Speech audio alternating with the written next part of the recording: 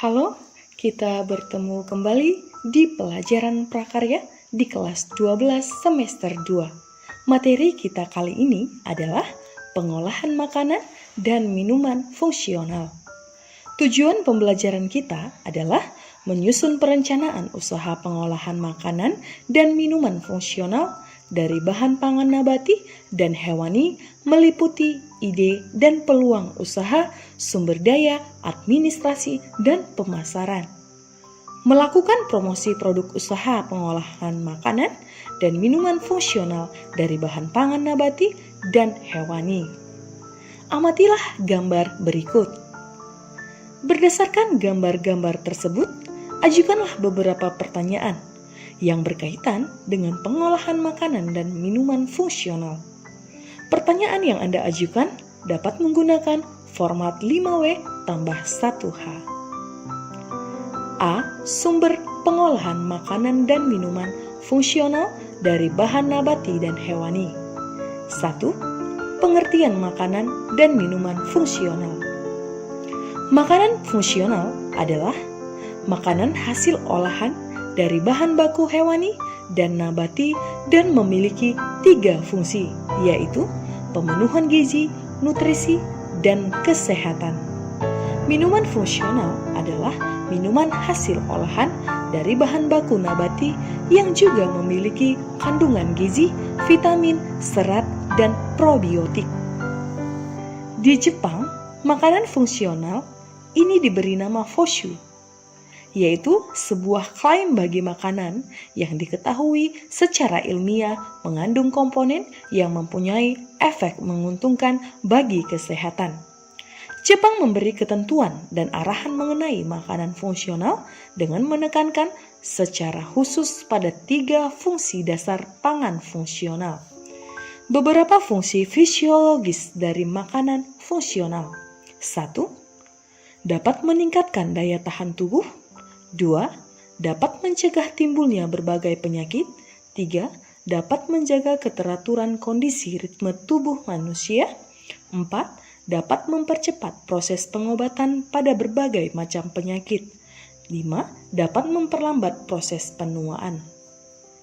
Beberapa persyaratan yang harus dimiliki oleh suatu produk agar dapat disebut sebagai makanan fungsional menurut para pakar di bidang makanan fungsional. 1. Makanan harus berbentuk produk pangan atau bukan berbentuk bubuk, kapsul, atau tablet yang berasal dari bahan dasar alami. 2. Makanan dapat dan layak dikonsumsi sebagai bagian dari menu sehari-hari, terutama bagi pasien dalam masa penyembuhan. 3. Memiliki fungsi tertentu pada saat dicerna. Dari konsep yang telah dikembangkan oleh para ilmuwan, jelas bahwa pangan fungsional tidak sama dengan obat atau food supplement. Pangan fungsional dapat dinikmati sebagaimana makanan pada umumnya, lezat dan bergizi untuk dikonsumsi tanpa dosis tertentu menurut Astawan 2011. 2. Macam-macam makanan fungsional. A. Berdasarkan sumber makanan. Makanan fungsional berdasarkan sumber makanan dikelompokkan menjadi 2, yaitu makanan fungsional sayuran yang berasal dari bahan tanaman, misalnya anggur, kedelai, beras merah, tomat, dan bawang putih. Dan makanan fungsional hewani yang berasal dari bahan hewan, misalnya daging, ikan, dan susu. B. Berdasarkan cara pengolahannya. 1. Makanan fungsional alami. Makanan fungsional alami sudah disediakan secara alami tanpa perlu pengolahan dan dapat langsung dikonsumsi bagi yang membutuhkan. Contohnya, sayuran dan buah-buahan segar yang dapat langsung dikonsumsi. 2. Makanan fungsional tradisional. Makanan fungsional tradisional diproses secara tradisional mengikuti cara pengolahan yang diturunkan dari generasi ke generasi. Beberapa contoh panganan tradisional Indonesia yang memenuhi persyaratan pangan fungsional adalah minuman kunyit asam, jamu, tempe, dan tahu. 3. Makanan fungsional modern.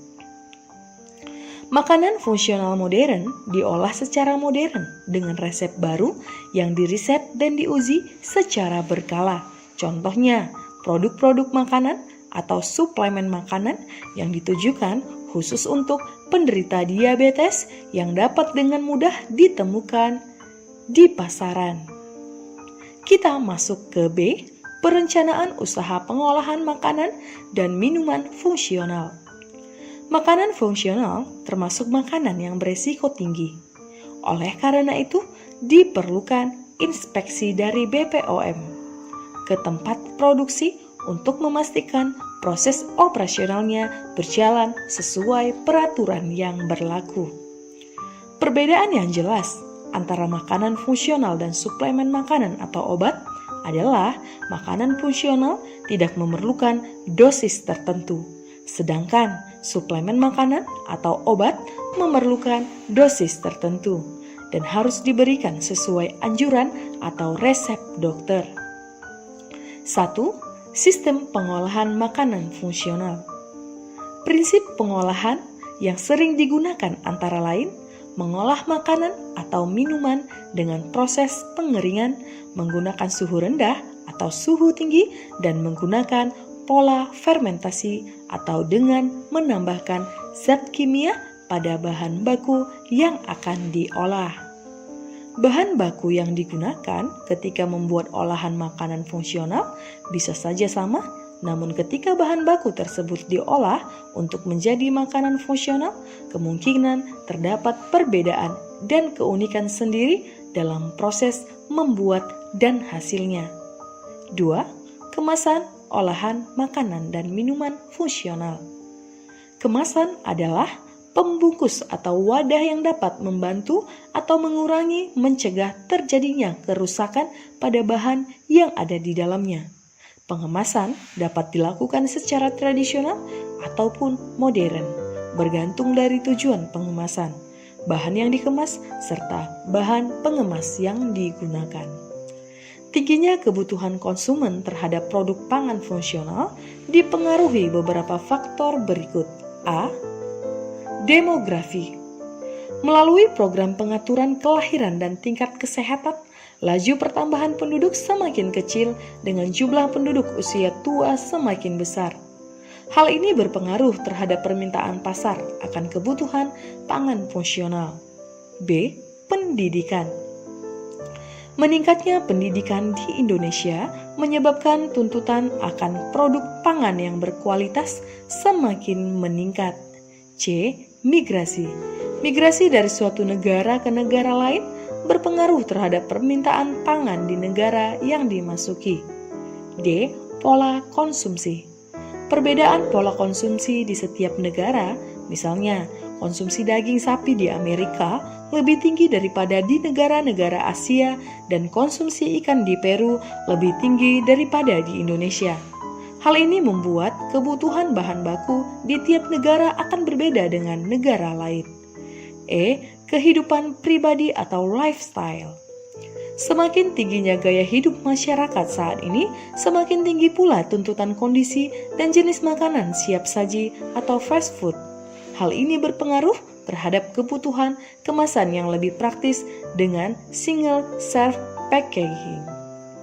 Penggunaan botol plastik sekali pakai yang biasa digunakan untuk produk cair. Produk bahan pangan fungsional yang berkualitas biasanya membutuhkan pengemasan yang berkualitas pula, sehingga harga jual menjadi lebih tinggi. Selain itu, jenis kemasan produk pangan ditentukan oleh respon konsumen, baik rendah, sedang, maupun tinggi. Misalnya, bentuk kemasan bahan pangan cair cenderung menggunakan kemasan botol plastik, gelas, dan kemasan saset. Sekilas info. Manusia tidak dapat lepas dari penggunaan plastik setiap harinya. mulai dari pemakaian kantong plastik hingga tempat makan atau botol minuman plastik. Jika ada banyak tempat makan dan botol minum plastik di rumah Anda, coba periksa bagian bawahnya. Biasanya terdapat logo segitiga berpanah dengan kode angka 1 hingga 7 di dalamnya. Dari kode angka 1 hingga 7 yang aman dipakai dan aman digunakan lebih dari satu kali adalah kode 2 dengan HDPE atau PEHD. HDPE atau PEHD adalah kemasan plastik berjenis High Density Polyethylene. HDPE memiliki ketahanan kimia yang baik. 3. Perencanaan usaha makanan fungsional yang dapat dilakukan siswa. Mari kita simak bersama-sama agar kamu dapat mempraktikannya di rumah. A. Latar belakang. Nilai gizi yang terkandung dalam tempe cukup tinggi. Salah satunya adalah dapat menjaga kesehatan. Tempe juga menjadi makanan pilihan bagi masyarakat Indonesia karena harga tempe relatif terjangkau dan bahan bakunya mudah diperoleh dan seluruh wilayah di Indonesia. Bahan baku utama tempe adalah kacang-kacangan. Kacang-kacangan berfungsi sebagai sumber protein dan energi. B. Tujuan dan manfaat. Tujuan dan manfaat membuka usaha makanan fungsional tempe. 1. Melatih kepekaan untuk memulai berwirausaha. 2. Melatih keterampilan dan membangkitkan bakat dalam berwirausaha, khususnya industri rumahan. 3. Menambah wawasan mengenai makanan fungsional yang dapat bermanfaat untuk tubuh manusia. C. Kemasan tempe. Pengemasan tempe dapat dilakukan dengan 2 cara, yaitu sebagai berikut. 1. Tradisional. Pengemasan secara tradisional dapat menggunakan daun pisang atau daun jati. 2. Modern. Pengemasan secara modern biasanya menggunakan plastik yang dipotong sesuai dengan ukuran tempe. Kita masuk ke C. Pengembangan usaha produk makanan dan minuman fungsional. Makanan fungsional dari berbagai negara dapat menjadi bisnis yang menjanjikan, baik berupa makanan fungsional dari Eropa, Amerika, maupun Asia. Berbagai upaya dilakukan dengan ragam kreativitas yang menarik agar makanan fungsional dari suatu daerah tersebut memiliki kekhasan. 1. Jenis usaha yang diproduksi. Pertimbangan utama dalam berbisnis makanan fungsional adalah bukan mengenai jenis usaha yang kita sukai, tetapi jenis usaha yang sudah kita kuasai, serta produk yang diminati atau dibutuhkan oleh masyarakat. Dengan demikian, peluang bisnis makanan fungsional sangat terbuka lebar untuk dikembangkan. 2. Sumber daya manusia yang dimiliki. Ketika membuka sebuah perusahaan, sebaiknya bentuk perusahaan yang akan didirikan berbadan hukum, baik yang berbentuk koperasi, CV, maupun PT. Hal yang menjadi pertimbangan dalam menentukan bentuk badan usaha tersebut mengacu pada antara lain tujuan dari perusahaan yang dibentuk, jenis usaha, sasaran konsumen, serta diversifikasi produk yang telah disepakati oleh para pemegang modal atau saham dalam perusahaan tersebut. 4. Perizinan usaha. Agar perusahaan dapat bergerak leluasa dalam menjalani bisnis, perizinan perusahaan bersifat wajib dari pihak yang berwenang. Dengan memiliki izin usaha, perusahaan yang didirikan akan valid hingga dapat memproduksi hingga memasarkan usahanya. Ada beberapa persyaratan yang harus dipenuhi saat mendirikan usaha, antara lain bukti pendaftaran, merek produk dari Kementerian Hukum dan HAM, NPWP, SIUP, dan TDP, serta akta pendirian perusahaan dari kantor notaris. 5. Kapasitas produksi. Dalam menjaga kapasitas produksi, kemampuan perusahaan dapat diketahui melalui peralatan yang dimiliki, sumber bahan baku, kemasan, hingga proses produksi dan volume produksi. Jumlah alat dan bahan yang harus disediakan bergantung perencanaan awal, sehingga kapasitas produksi maksimal. Total produksi juga sangat dipengaruhi oleh target pemasaran, lokasi tempat produk itu dipasarkan, serta segmen pasar yang dibidik.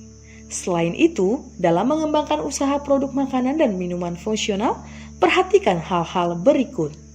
A. Komponen penentu harga jual produk makanan fungsional. B. Penentuan harga jual. C. Perhitungan laba rugi. D. Mengenal konsumen pesaing. D. Strategi, rencana, dan media promosi. Strategi promosi pemasaran atau penjualan merupakan suatu proses perencanaan dari suatu aktivitas perusahaan dengan tujuan untuk meraih meningkat omset dan volume penjualan. Tujuan dan strategi pemasaran adalah untuk meningkatkan permintaan produk dari konsumen, terlebih pemasaran diharapkan menjadi stimulus untuk menciptakan keingintahuan konsumen sehingga mereka akan melakukan pembelian ulang dengan jumlah yang lebih banyak dari semula. 1. Periklanan. Penggunaan promosi melalui iklan dapat dilakukan dengan berbagai media seperti pemasangan billboard di jalan atau lokasi yang strategis, pencetakan brosur untuk ditempel atau disebarkan di berbagai tempat yang dianggap strategis, pemasangan spanduk, iklan melalui media cetak atau koran, majalah, tabloid, dan buku, iklan melalui media elektronik atau televisi, radio, internet, dan film. 2. Promosi penjualan. Tujuan kegiatan promosi penjualan adalah meningkatkan volume penjualan atau untuk meningkatkan jumlah konsumen terhadap suatu produk. Promosi ini dilakukan dengan tujuan menarik perhatian konsumen agar segera membeli produk yang ditawarkan. Dengan begitu, promosi penjualan harus dibuat menarik. 3. Publisitas. Publisitas adalah kegiatan promosi untuk memancing konsumen melalui kegiatan seperti pameran, pundi amal, bazar, serta kegiatan lainnya sehingga dapat meningkatkan pamor perusahaan. 4. Penjualan pribadi. Penjualan pribadi melibatkan tenaga penjualan yang berinteraksi langsung dengan konsumen seperti salesman atau sales girl dengan menjelaskan tentang manfaat produk perusahaan. Mereka dapat menawarkan produknya dengan cara door to door di rumah calon konsumen atau di kantor-kantor ataupun di tempat yang dianggap strategis. E. Sistem konsinyasi usaha produk makanan dan minuman fungsional. 1. Pengertian sistem konsinyasi.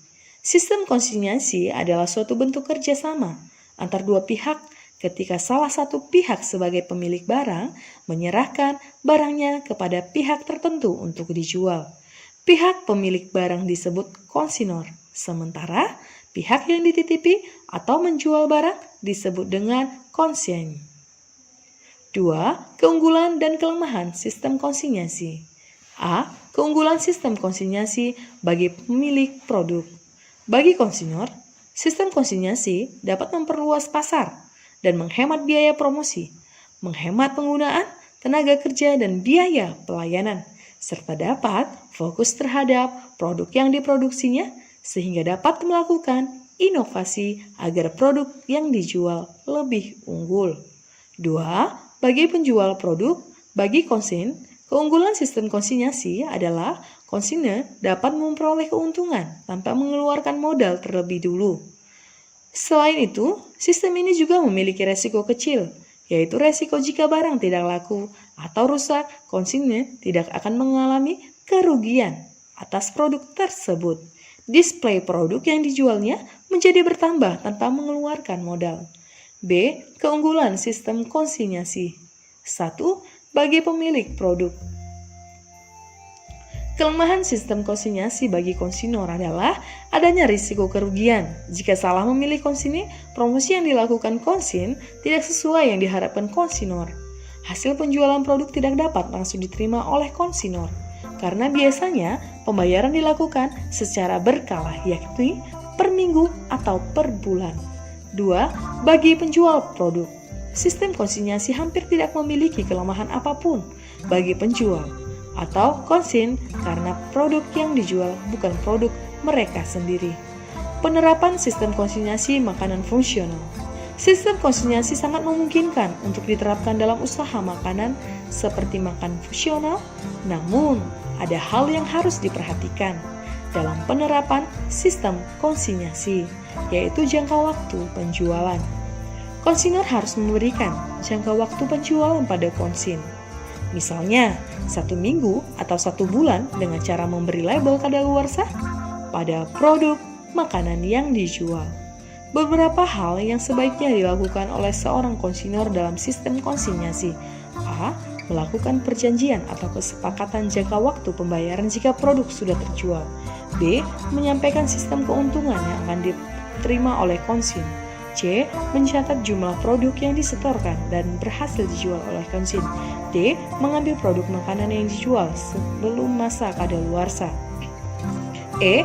Memberikan bonus jika konsin berhasil menjual seluruh produk agar lebih giat dalam mempromosikan produk yang dijual. Demikianlah pembelajaran kita kali ini. Terima kasih karena telah belajar bersama Sahabat Prakarya. Jangan lupa klik tombol di bawah ini, subscribe, like, komen, dan share.